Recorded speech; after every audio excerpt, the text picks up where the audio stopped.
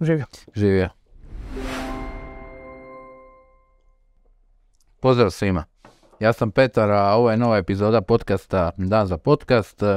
U ovoj epizodi sam odlučio gostiti jednog kolegu, s kojim se već dugo dogovaram o njegovom veličanstvenom gostovanju.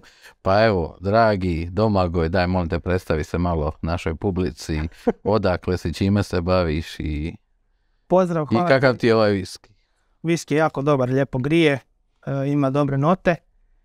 Odličan odabir za uvod. Evo, prije svega hvala na pozivu. Pa ništa, moje ime je Domagoj Ostojić, rođen sam u Bjelovaru, studirao u Rijeci i živim 10 godina u Istri i vlasnik sam i CEO tvrtke Lois Digital i direktor konferencije Digital Labin. Otac 3 kćeri i suprug. I to je u pravilu to. Strastveni poduzetnik, ajmo reći.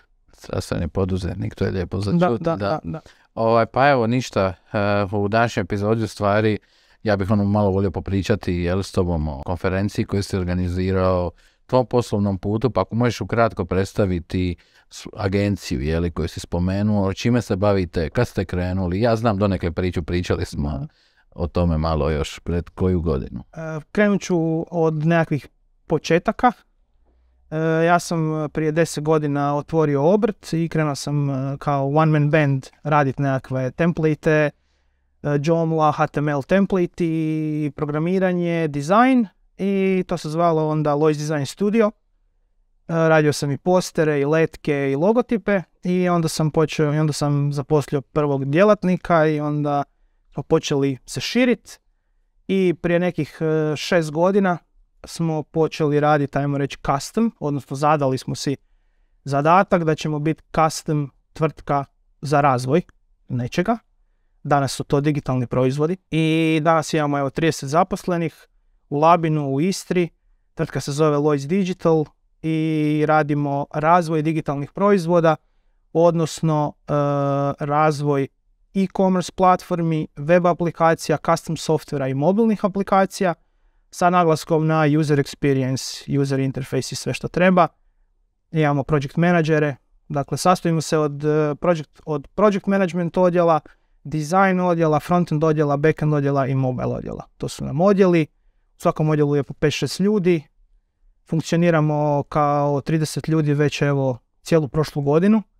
To je bila neka poslovna odluka da se ne širimo, nego da pokušamo biti, ajmo reći, manja tvrtka. I sad ćemo ovu godinu isto pokušati biti s istim brojem ljudi, povećati prihod, to je neka ta mantra i neka umjetnost iza svega, da vidimo da li možemo ubrzati procese, biti kvalitetni, odraditi posao na jedan, ajmo reći, efektivniji način. To je neka ideja. Dobro, spomenuo si e-commerce projekte, mobile appove, web aplikacije, jel tako?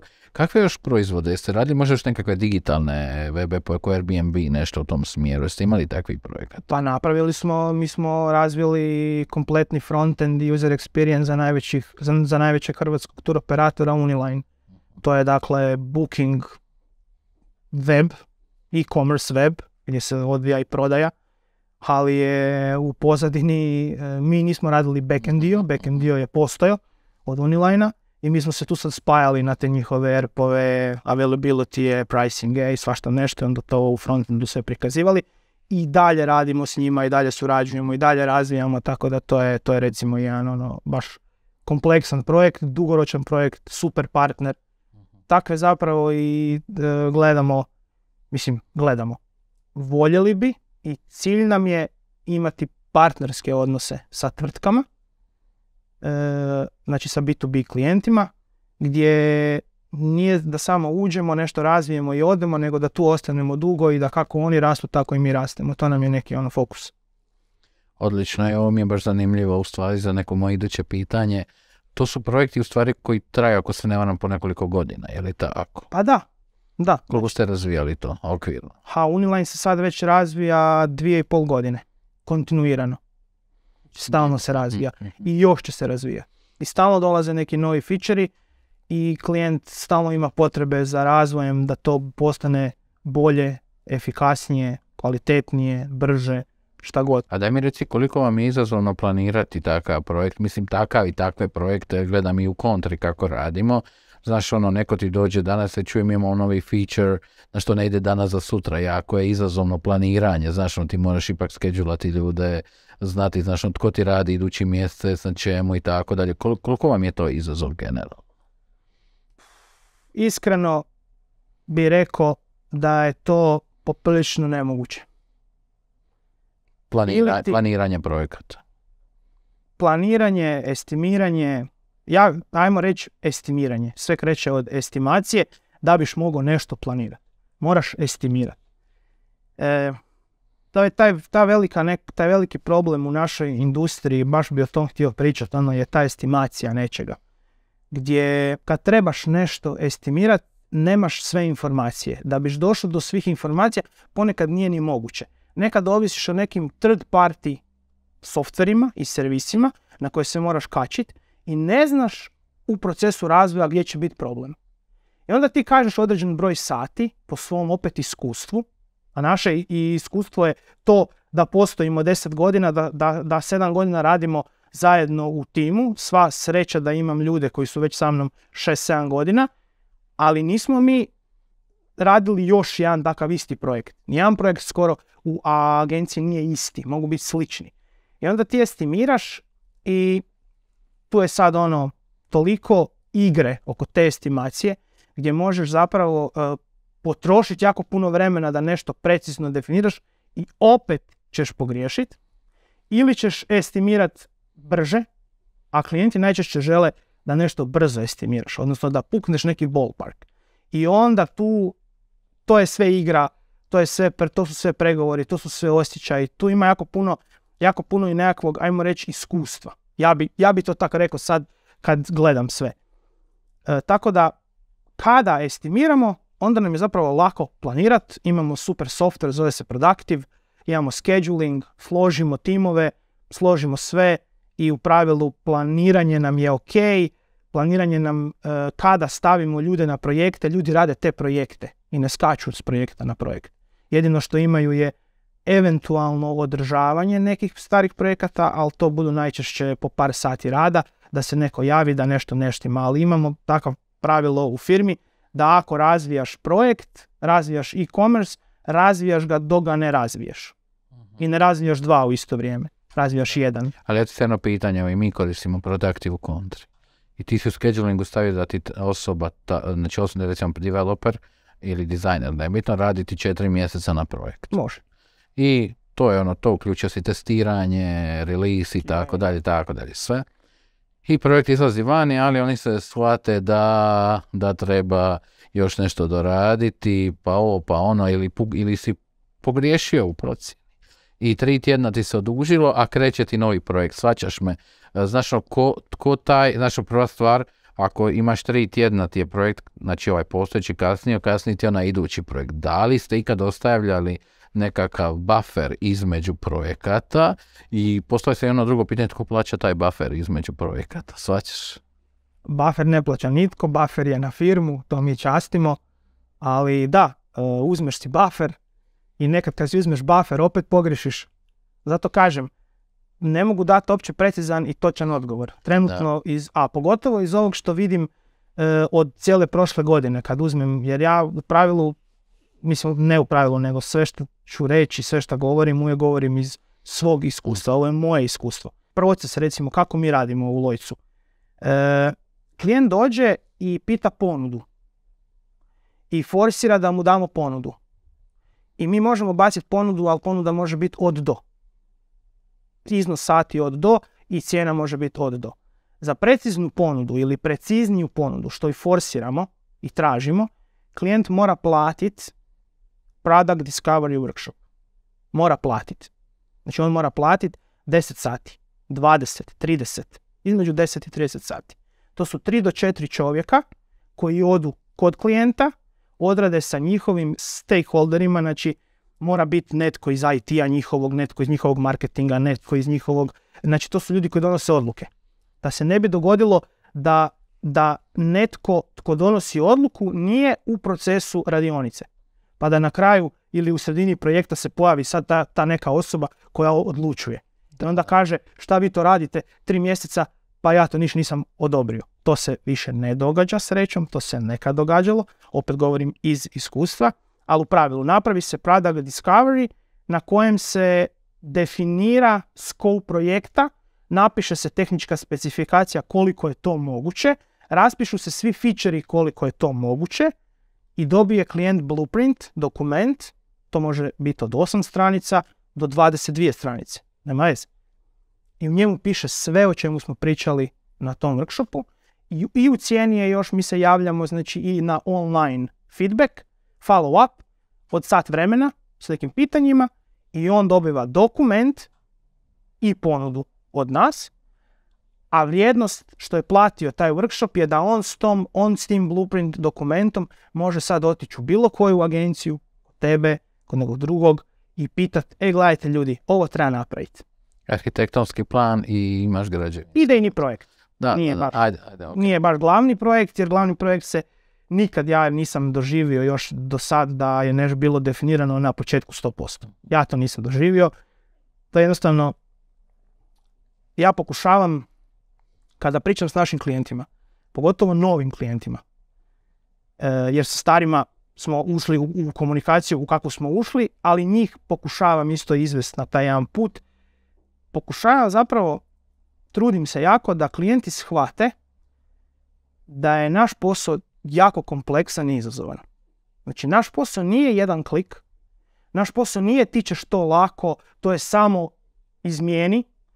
Naš posao je planiranje, estimiranje, možemo se zajebat, ne moramo, možemo krivo procijeniti.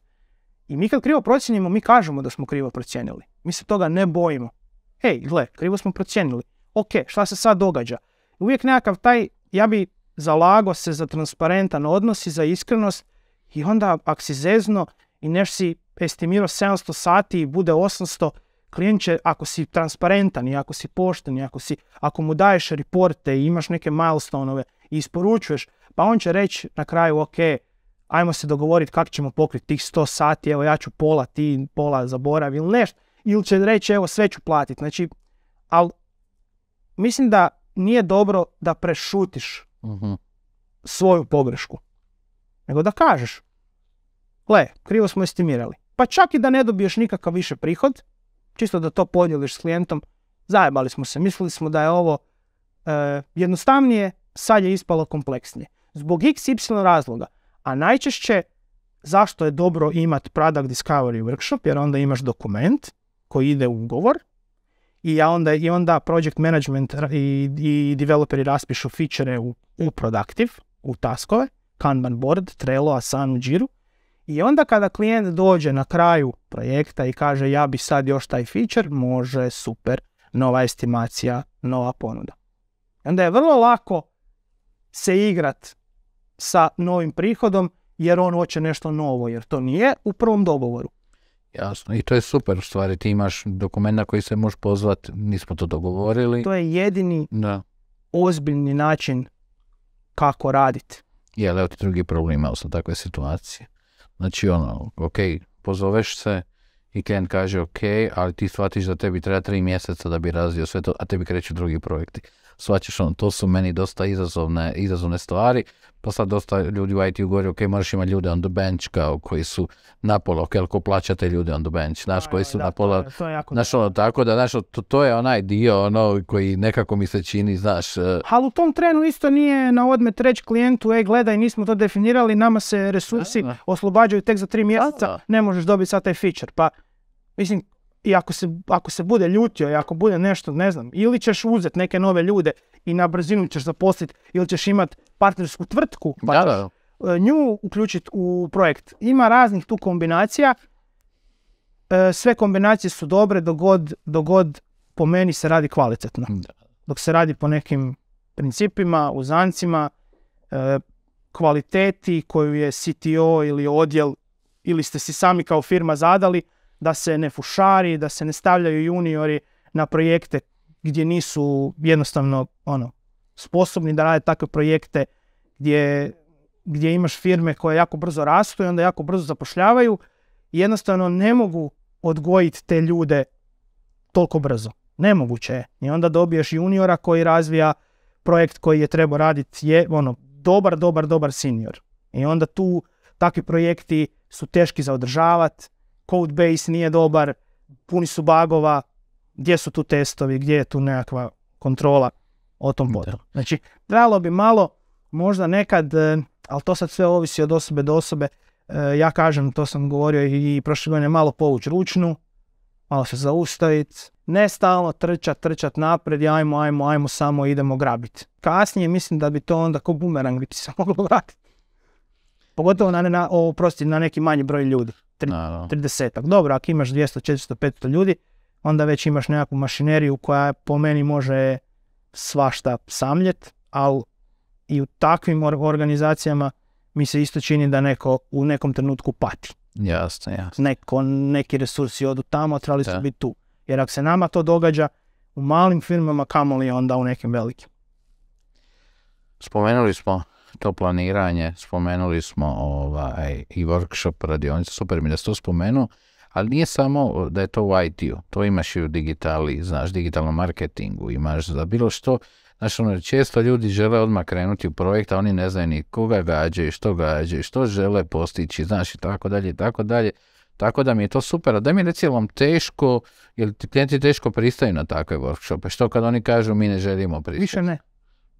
To je vama sad baš... To im se sviđa, to im je super, to im je odličan pristup, jer im objasniš value toga. Ako je vrijednost toga nešto što stvarno njima oni vide tu vrijednost i ta vrijednost na kraju ne košta nešto puno. Ako je sat rada tvoj 350-400 kuna, 10 sati je 3500-4000 kuna, 20 sati je 8, to je 1000 eura.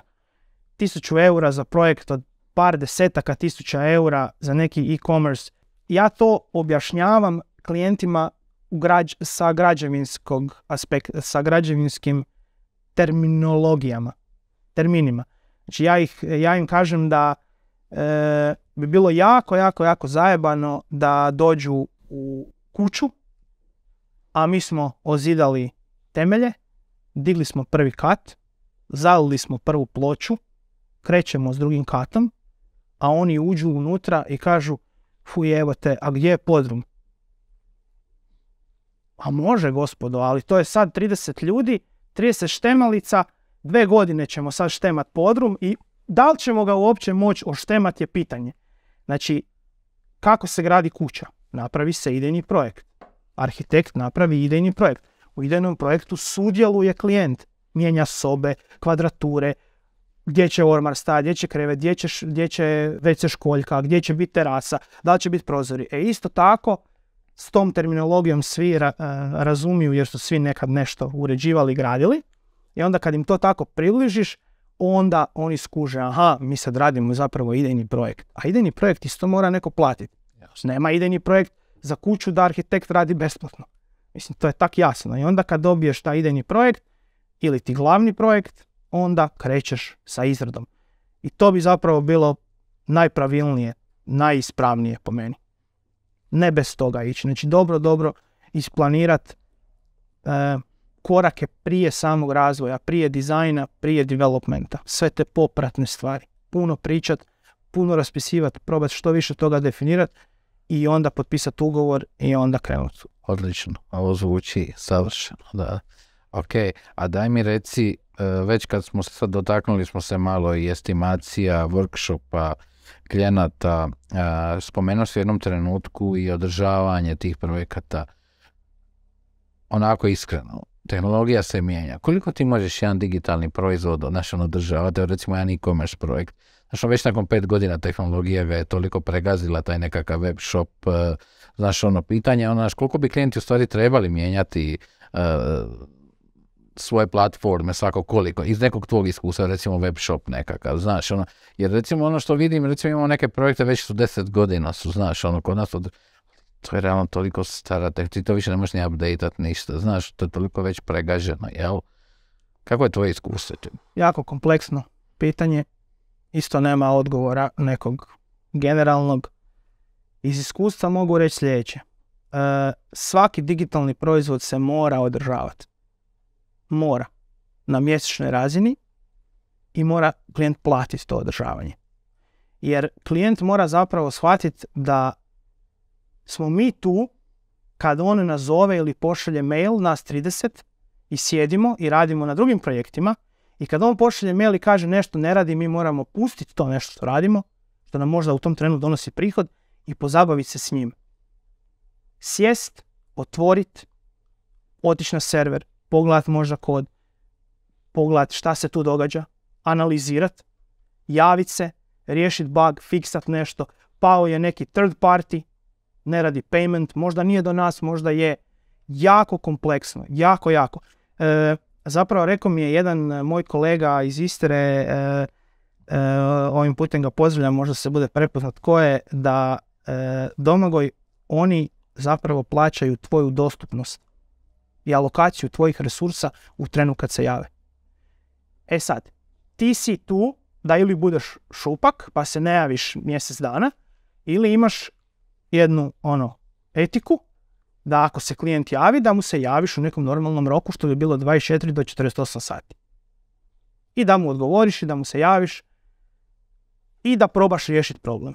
Mi imamo više razina tih održavanja, više cijena, paketa, ali u pravilu svaki digitalni proizvod imamo pod obaveznim održavanjem ako žele da mi održavamo. Ako ne žele, onda mora ići na neki hosting kao koji oni odaberu, mi ga besplatno deployamo tamo, on tamo stoji i kad nešto se dogodi, oni nas zovu, ide po satu rada. A imamo to tehničko održavanje gdje se mi brinemo za neki fee paušalni oko nekih osnovnih stvari. Znači ne može past web, mi ćemo ga vratiti nazad. I to nećemo naplatiti posebno.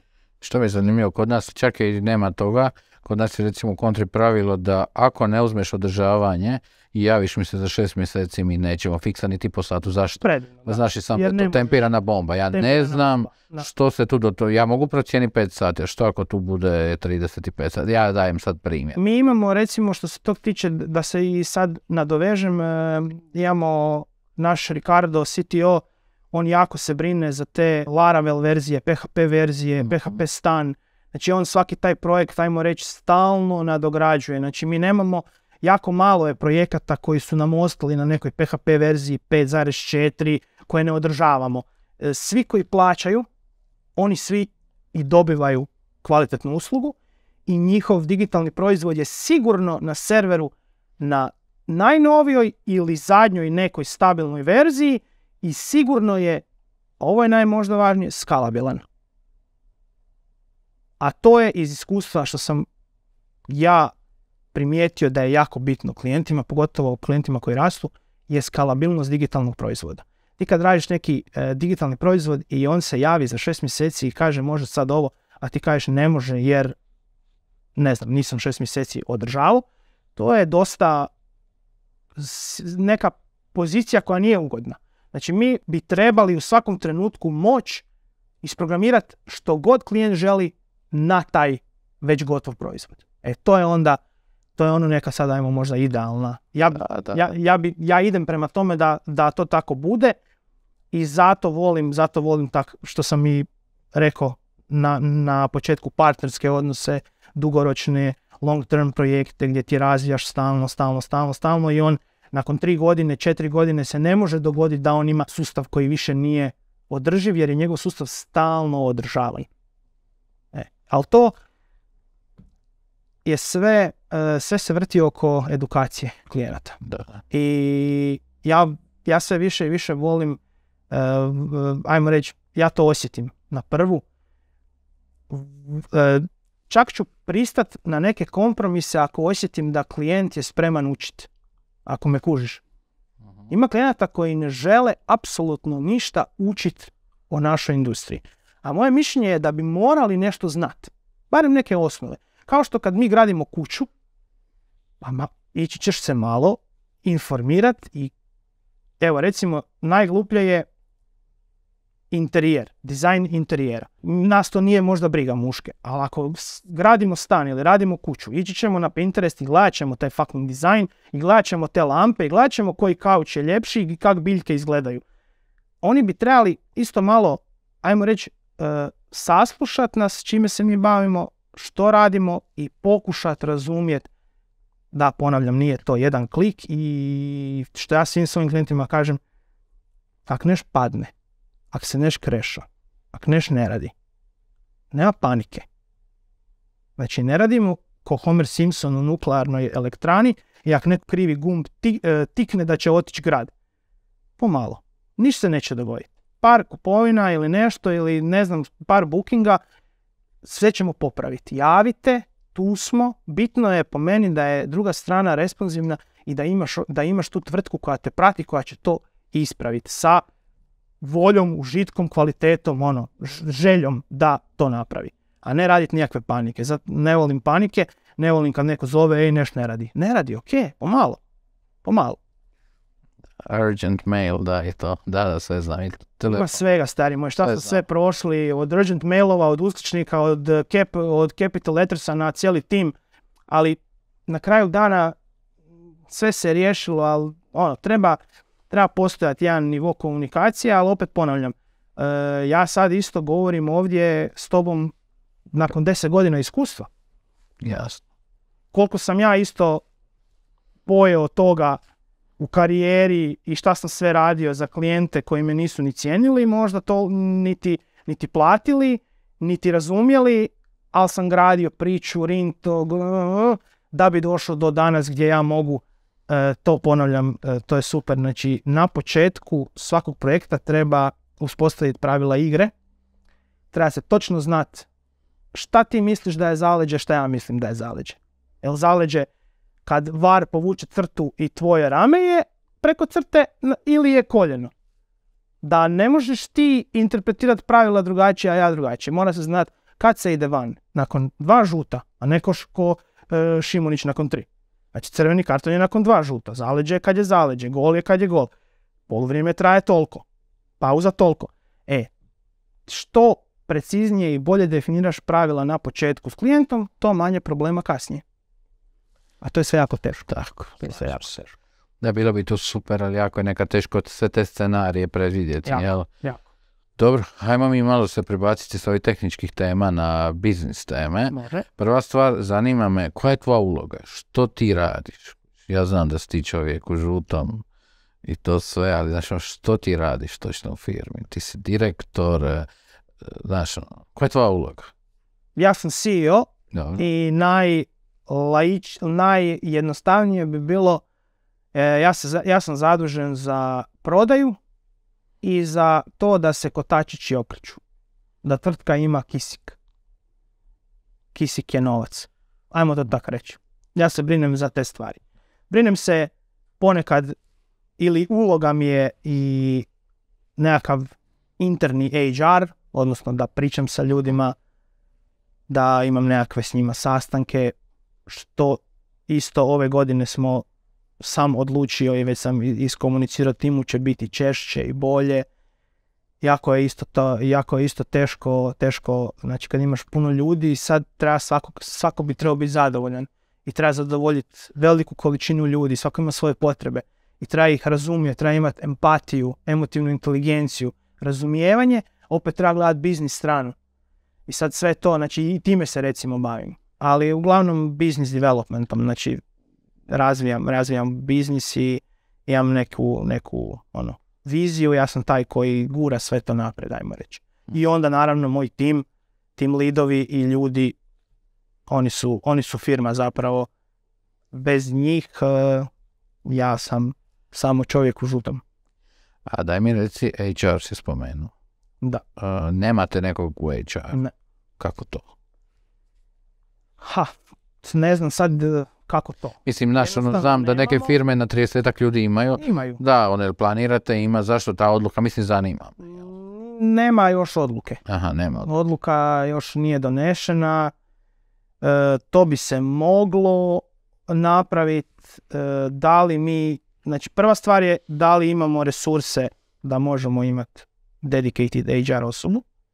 Prvo to moramo izračunati, staviti u Excelicu. Ako imamo šta točno bi ta HR osoba radila, koja je njena uloga, ja ne znam to trenutno sad definirati opseg posla, šta bi ta osoba radila. Imam ideju, imam raspisano, imam napisano, ali na zadnjim nekim, ajmo reći, sastancima i na zadnjim nekakvim eventima koje smo imali u firmi, možda čak nije potreban HR. Imali smo anketu o zadovoljstvu zaposlenika. I sad, bilo je ne znam koliko pitanja, puknut ću 40. I sad je bilo, nekolicina pitanja su bili da ljudi napišu što u tvrtci bi napravili bolje, i onda su imali isto možda pitanje što u tvrtci nije dobro. Znači, što nije dobro i što bi moglo bolje, iako su to zapravo ista pitanja. I od 30 ljudi, 18-19 ljudi ti napiše iste stvari. Što znači da ljudi znaju i prepoznali su šta može bolje. Ja bi HR uzeo kad mi ne bismo znali šta može bolje i kad bi izlazile na vidjelo nekakve stvari za koje se čudimo, otkud sad to. Tak ja to gledam nekako. A dogod mi možemo to sami riješiti, odnosno možemo sami sjesti, možemo reći jebote, to je fucking problem, ljudi, hajmo sjesti, hajmo pričati o tome, hajmo to riješiti. God mi to možemo, interno mislim da nije potreban HR, ali opet sam tu negdje i mišljenja da možda i je potreban za neke druge stvari, ali ja ću ove godine probati nadoknaditi te neke stvari za koje mislim da je potreban. Ja ću probati biti taj koji će neke stvari kontrolirati i izvesti provedbeno, pa ćemo vidjeti kako će biti ovu godinu. Pa možemo iduće godine pričati o nekim drugim. Opet govorim, to je sve iz nekog iskustva. Uprava. Koja je uprava? Jesi to ti ili imaš nekog još ko s tobom kormilari firmu? Imamo team leadove. Imamo 4 team leada i imamo business developer menadžericu i imamo project menadžerice i zapravo svi zajedno donosimo nekakve odluke. Jako rijetko dođe da ja sam donesem nekakvu ili ishitrenu odluku ili brzopletu odluku, što se u prošlosti znalo događati, jer sam ja bio taj koji je, kak ti kažeš, uprava. A sad se za jako puno, jer su mi to, mislim, čovjek se mora i mijenjati, mora slušati ljude. I onda sam ja isto to počeo raditi i onda ti ljudi kažu, ej daj stani, pa ajmo se konzultirati, aj pita i nas, pa ajde nas, oni žele biti involvirani u procese odlučivanja i onda zapravo zajedno donosimo odluke, zajedno radimo estimacije, zajedno se konzultiramo šta ćemo napraviti, kako ćemo napraviti. Ja jako puno, mislim, smatram za sebe, neću sad tvrditi, ali to ljudi moji trebaju reći, ali trudim se slušat. Ne biti onaj koji kaže to mora biti tako, iako nekad znam i to reći, ali rijetko. Volim zapravo slušat ljude i onda čuti njihova mišljenja i onda da zajedno donesemo nekakvu odluku, nekakav smjer u kojem idemo. Isto tako, taj smjer da ne rastemo nije ishitreno došao od mene, ja ne želim rast, nego u razgovoru sa članovima, sa glavnim tim leadovima firme koji tu firmu su izgradili. Imam znači Matea, Edija, Aceta i Crleta, oni su 6 godina sa mnom u firmi. Oni su od prvog dana tu. Oni su to stvorili, znači to je njihovih ruku djelo. I mi zajedno, ja ih pokušavam involvirati i pitati za mišljenje. I onda kad imamo te nekakve sastanke, onda tu raspravljamo o tim nekakvim, ajmo reći, strateškim stvarima, kratkoročnim, dugoročnim ciljevima, koliko god je to, opet kažem, moguće. Jer opet smo mi na kraju dana agencija, nismo product firma, u agenciji je jako dinamično, jako brzo, jako se brzo stvari mijenjaju, jako se puno stvari događa. Ni ja ne mogu isto stići sve to pohvatati, ni oni. I tako da zna biti, to je jako zapravo izazovno sve skupa. I sad, treba u tome nekako naći neke plivat, kako ćeš plivati. Nama to za sad ide, ja bih rekao, po prilično dobro, ali definitivno uvijek može bolje i uvijek ima mjesta za napredak. Uvijek može bolje. Da, recimo, sad recimo isto što želim imati sad individualne razgovore sa svim zaposlenicima do kraja ovog mjeseca, mi je to plan, već sam to najavio, i prvi put će se u firmi pričat, do sad je to bilo sve nekak, ajmo reći, inercijom i dogovorima, individualnim dogovorima, sad ću ja prvi put predstaviti nekakve karijerne puteve. Šta je karijerni put uopće? Otkud sad taj pojam? Znaš ono, danas si tu, ali sad, da biš ti nekome rekao i pokazao karijerni put, ti moraš isto također tražiti od njega nekakve odgovornosti. Jer ne može samo ići negdje, šta mora postići da dođe do negdje. I sad to sve definirati, napisati, raspisati, osmisliti, prezentirati i da se svi složimo. Znaš ko ti tu može pomoći? HR. Iz iskustva, HR. Da. Evo, sam jer smo to prije neke godinu i nešto smo radili baš senioritete, znaš, junior level 1, 2, to ima. Ali smo radili kao to se ne zove nekakav, kako se zove, karton svakog zaposlenika ili nešto u tom smjeru je, gdje čovjek zna točno što mora poboljšati u narednih 6 mjeseci da bi skočio sa mid level 1 na mid 2 na razini projekta, na razini zadatka, što je radili su dečki iz Bornfighta. Mi smo malo neke stvari tu prilagodili i nama se to pokazalo izvršno. Ljudi znaju što mora improvati. Recimo developer ako hoće sa mid 1 na mid 2, on ima jednu stavku koja se zove da mora napraviti nešto što nikad nije radio. Recimo. Dobro, ali tko njega prati i tko ocjenjuje i tko procjenjuje? Opet HR.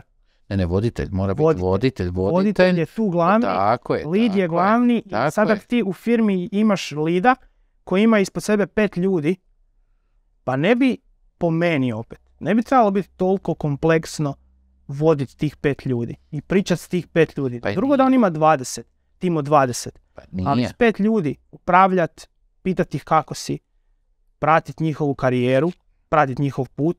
Mislim, mi to cijelo vrijeme i radimo. Ja neću reći da ne, mi to cijelo vrijeme radimo.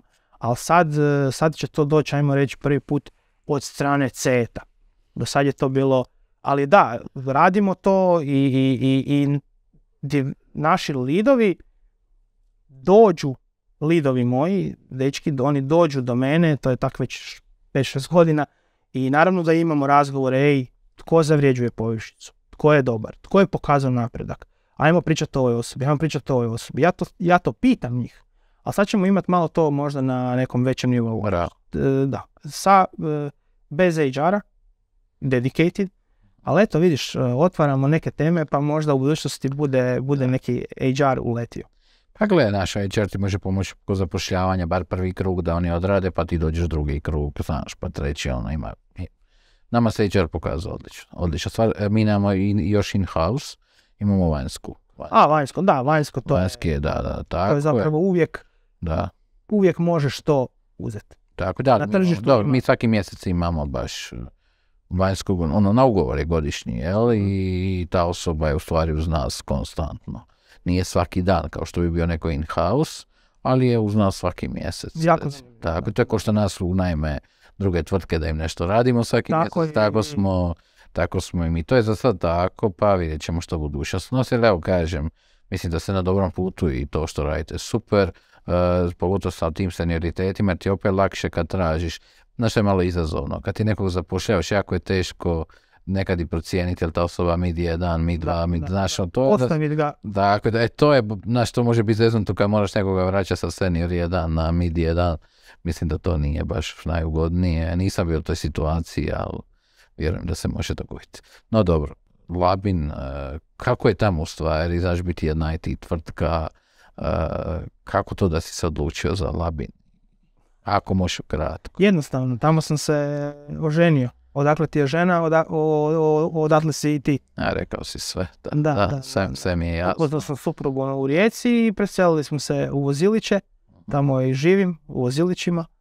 I onda sam tvrtku otvorio u najvećem gradu do mog sela, to je Labin. I u Labinu sam stvarao i dan danas je tamo i zato Labin. Nijedan drugi razlog. Je li teško? Meni je to sve izazovno, nije mi teško, ne bih rekao da mi je teško, teško je, zapravo je sve nekako splet sretnih okolnosti se dogodio. Znači, tko bi rekao da u Labinu imaju takva ekipa mladih ljudi koji će biti takvi stručnjaci danas, kojima skidam kapu, i ko bi rekao da i dan danas nalazimo u tom istarskom bazenu sve te neke mlade, nove talente i dajemo im šansu i zapošljavamo ih. Znači, to je super. Bio bi problem da postoji ambicija biti velika firma od 100, 200, 500, 300, onda bi morali remote-ove, druge gradove, otvarati podružnice i to. Nemate remote? Nemamo ni jednu osobu zaposlenu koja nikad nije bila u uredu.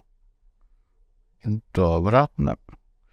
Remote imamo dečka koji je iz Rijeke, pa je otišao sad živjet, pa živi u Zagrebu kod svoje djevojke jedan određen period vremena, ali je iz Rijeke i dođe u ured. Svi ljudi su nam Istra i Lovran, Matulji, znači riječki pojas i Istra. Nemamo ljude iz Osijeka koji rade za nas, iz Splita koji rade za nas, iz Zagreba koji rade za nas. To nemamo još. Ili kako god. Ali to je opet, kažem, ponavljam, ambicija tvrtke, vlasnika, uprave, kamo idemo, što želimo biti. Mi želimo biti trenutno manji tim i raditi na sebi. Pa dobro. Ne se širiti, nego raditi isključivo na sebi, na kvaliteti svog posla i na procesima, što ponavljam 100 puta već, da smo jednostavno efikasni, efektivni, brzi, da se zna sve što se radi i da za par godina možemo samljeti projekt, da kad uđe, da izađe profitabilan, wow. Znači da dižemo prihode s istim brojem ljudi. To je mantra umjetnosti. Ja bih rekao ne samo raditi na sebi, nego na i vrhunskim konferencijama, na koje će dolaziti ljudi iz svih dijelova Hrvatske. To je isto. Daj malo za našu publiku, da ispriča čemu se radi, što ste to organizirali i kakva je to konferencija? Digital Labin je... Da ja ne prenosi svoja iskustva. Da, nemoj, ne. Pa ništa, 2000, kako sam ja stvarao tvrtku, onda sam putovao po tim konferencijama, AVV Awards, London, Amsterdam, Cebit, Hanover, svašta nešto, Next Web, i onda sam uvijek i bio isfrustriran s tim aerodromima i gateovima i promjenom gateova i trčanjem i kašnjenjem na aerodrome i to. I onda sam došao jedan dan u ured i sam rekao, dosta je više bilo, ja više ne putujem, oni će sad doći svi tu. Evo smo napravili 2018. prvi put Digital Labin, 180 ljudi, 2019. nekih 400 ljudi, onda 2 godine ništa zbog korone i sad prošle godine 600 ljudi, 600 plus ljudi. I to je sad već izraslo onako u jednu, ajmo reći, respektabilan event. I ne samo respektabilan, nego je i sad je popularan, postoje poznat. I sad nam se javljaju i spikeri, i tvrtke, i nekakvi sponzori, i sad tu svakve suradnje dolaze. I velika je to zapravo stvar. Između ostalog, ja sam ove godine dobio i nagradu Istrijana. Čestitam još jedno. Hvala. U kategoriji gospodarstvo ili ti poduzetništvo u Istarskoj županiji. To je kao neki istarski Oskar. I onda kad su mi to dali, su stavili video o meni na zid. To te jako onako, ti prođu ti emocije kad netko o tebi napravi nekakav video i napravi 10-godišnju retrospektivu šta si ti sve postigao, a mi poduzetnici smo takvi da, zašto govorim pomalo, uspori, ručno, jer mi stalno šibamo napred. Mi se jako rijetko osvrćemo, radimo retrospektive, šta, gdje, s kim, ko, mi samo šibamo napred i tad mi se dogodila ta retrospektiva kad sam tu nagradu primio, a između ostalog mi je dodijeljena i zbog te konferencije, jer smo mi zajedno, ja kao nekakav osnivač, ali moj tim, bez kojeg to nema ničega, koji je dao ajme koliko znoja i svega truda, napravili smo stvarno jedan respektabilan event gdje smo i Istru pozicionirali da se zna za Digital Labin i da cijela Hrvatska dođe u Labin. Tu su ja sam zbog tebe došao u Labin. Pa to moraš znati. Pa to ti. Da mi je prvi put bilo da sam bio tamo. Ne samo ti, nego jako puno ljudi. Nisu ni znali šta je Labin. Nisu znali za rudarsku baštinu. Nisu znali šta je Šokt. Nisu znali da je Rabac ispod Labina. Da. Znaš da se vidi Cres. S druge strane, da je to jedan medieval town, da ima stari grad i da se iz starog grada vidi more, Nikom to nije, i sad pomalo smo i, ajmo reći, turistički uzdigli grad ili ti ga promovirali, ali sve nesebično, sve nekako zbog community-a, zbog nekakve strasti prema tome da se svi okupimo i da se svi družimo. I da nema tih nekakvih boundary, granica između nas, mi smo svi konkurencija. Ok, možda jesmo. I ti možda neki klijent poslati meni i tebi ponudu i Peri našem iz Lokastika i svi ćemo huntati isto klijenta i neko će dobiti. Dobro, sljedeći put ću ja dobiti. Uopće to tak ne treba gledati. Znači, mi smo svi tu, uvijek se sjetim svog Vanje iz Humana, pozdravljam ga puno. Znači, mi smo svi tu da zapravo radimo u ovoj maloj državi gdje se svi praktički poznamo i tak nas je malo, a posla je za svih. I onda je ta konferencija iznjedrila taj neki duh zajedništva. I sad svi kad dođu u Labin se osjećaju ima tu neku dobru vibru. Tak, ja sad govorim feedback drugih, ne iz svog iskustva. Evo ti moj feedback, ja se slažem sa feedbackom drugih. Moje iskustvo je da izađem na binu i onda se rastopim, melting pot, emocije mi prođu, ali ove godine sam imao prezentaciju. Pripremio sam se i pričao sam pola na hrvatsko, pola na engleski, što je isto ok.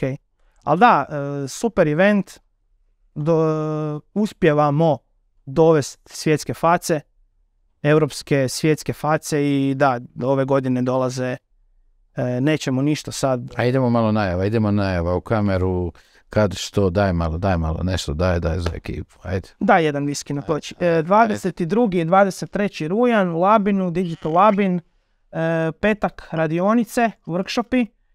Ove godine, znači znate svi da su bili prošle godine, je bilo 5 radionica. Radionice traju cijeli dan, uključen je doručak, fritaja, ručak i 6 sati učenja.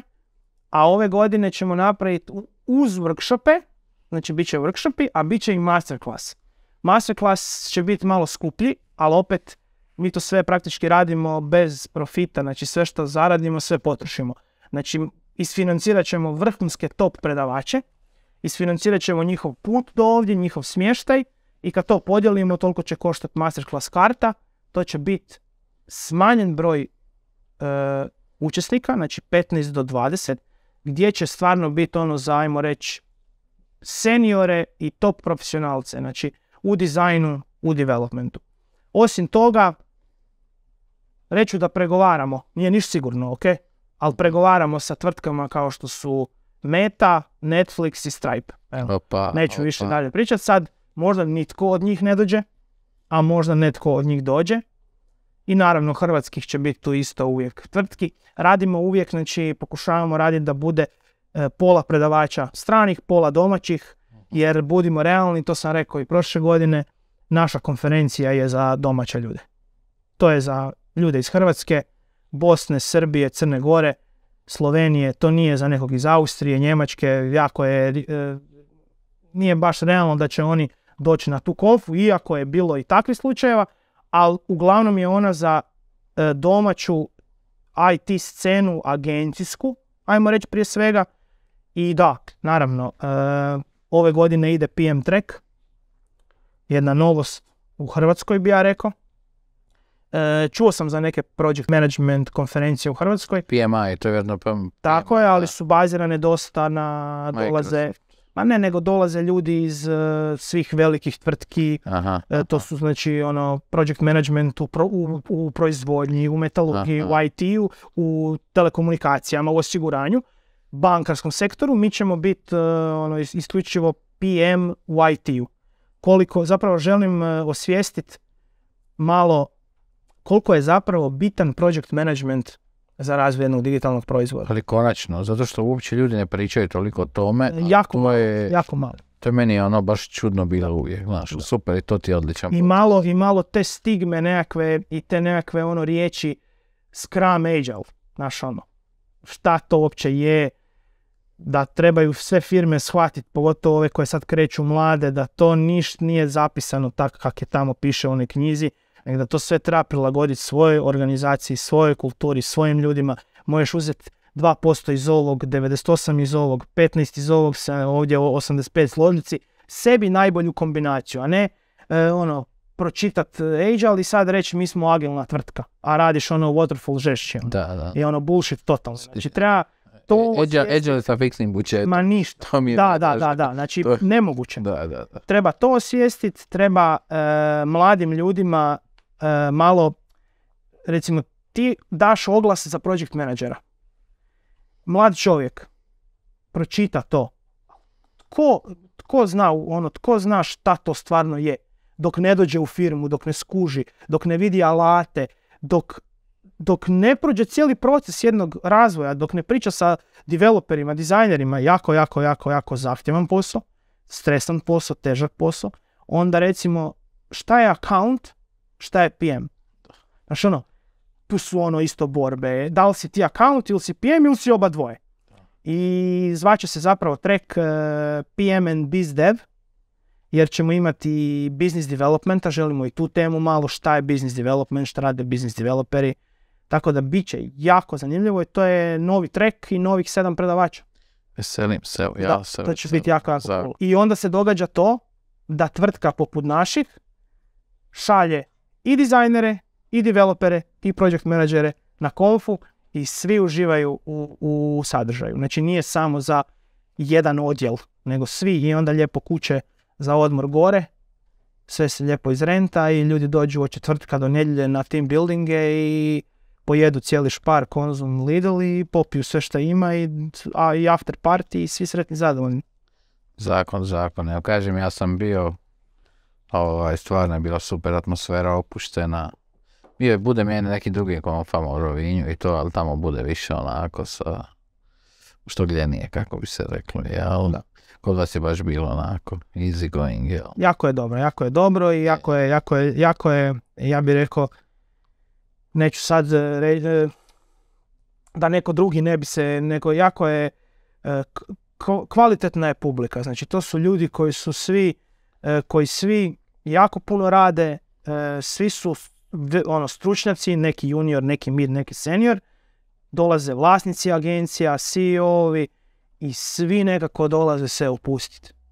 Predavanja su ok da naučiš, ali svi dolaze s tom jednom idejom da malo puste kočnice i da malo upoznaju nekog, da se vide. To je zapravo glavna stvar, da se mi družimo, da mi popijemo nešto, da malo se zagrlimo, da malo ispričamo jedan drugom neke naše probleme, vizije, kako ti rješavaš ovo, kako To je zapravo čar svega, a sad ko će biti na bini, to je po meni u nekakvom, ajmo reći, drugom planu, iako je jako važno, neću reći da je nevažno. I naravno, važno je da ima malvazije, da ima muškata, da ima gin tonika, da ima pive, tartufate ili tartufa, Matija Babić bi sad svašta rekao. Ali da ima dobre klope, da ima dobra hrana, da ljudi mogu dobro pojest i jednostavno to sve skupa kad uzmeš, to je a u pravilu to ti je turistički proizvod. To je došao sad turistički proizvod. Pa evo, meni je bilo zakon na vašoj konfi, pričao sam sa direktorima drugih nekih agencija i u stvari sam dobio nekakvu ideju koji bi daljniji smjer trebao biti za naš dev team, jer sam shvatio kad pričam s ovim, pa više oni su svi već rade to, možda bi mi to trebali, puno sam razmišljao nakon te konfe, osim što sam se upustio, evo iskreno, stvarno je bilo i edukativno i pomoglo mi je, znaš, jer kad ti pričaš, ovako smo svi u nekakvim svojim silosima zatvoreni, znaš, kad ti pričaš s ljudima, ćeš neko drugo razmišljati, nekakav drugi pogled, netko je nešto probao, pogriješio i tako. Slažem se definitivno, da. Odlično, veselim se toj konfi, drago mi je što si puno letio po svijetu, pa si vidio neke stvari i odlučio. Mišljene. Da, i to me zanima, znači što ne ideš više van. A bili smo sad u Lisabonu na Web Summitu. To je masovnja. Za nagradu. Jako zanimljivo. Ajde, daj mi komentar, ja sam bio zadnji put 2015. Dublin, mislim da je bio, da.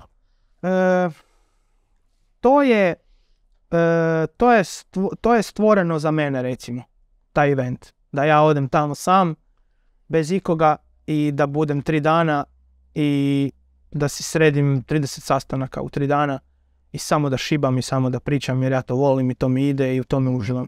To nije toliko baš za developere, nije toliko niti za dizajnere.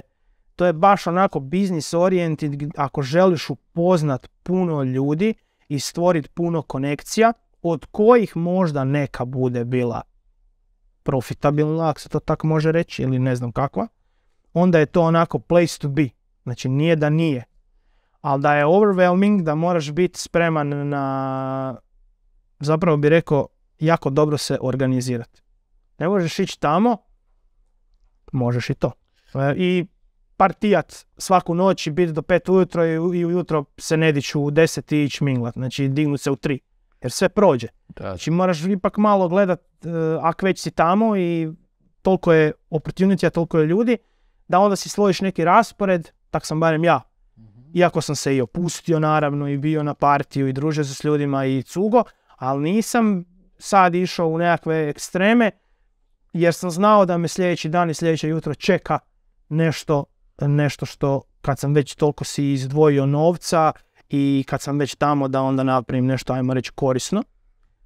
Tako da za mene super konferencija, jako puno ljudi sam upoznao, s nekima sam još uvijek u kontaktu, trebalo je biti nekih poslova, nešto se izjalovilo, nešto se možda dogodi, ali uglavnom da idem sad ponovo, još bi kvalitetnije to sve posložio. Imaju jako, jako dobar app kroz koji možeš zapravo kontaktirati bilo koju osobu na sajmu i sad ako ti se da i imaš malo vremena, isfiltrirati neke ljude i neke branše i neke proizvode i nešto, mislim da se može dobro. Pogotovo su ovi startupi i SaaS proizvodi, software as a service, oni su imali baš onako nekoliko odjeljaka gdje ih je bilo jako puno, taj A funding, B funding, ja se u to baš ne kužim toliko, te runde, ti znači investitori, ti anđeli, to stvarno je place to be, recimo za njih ono definitivno, a i vidiš štand od Googlea, pa odeš pa malo se minglaš, pa malo vidiš šta je novog, pa od AWS-a pa malo tamo odeš, čisto prisutan si, šta znam, dobro je to meni, ono. Jel preporučaš još nešto, nekakvu konferenciju? Meni su sad sve draže i draže manje konferencije. Ja sad gledam, znači mi idemo već 2 godine za redom, ili 3 godine sad treba vidjeti. Idemo na App.js u Krakov, ali to je konferencija isključivo za React Native. Aha.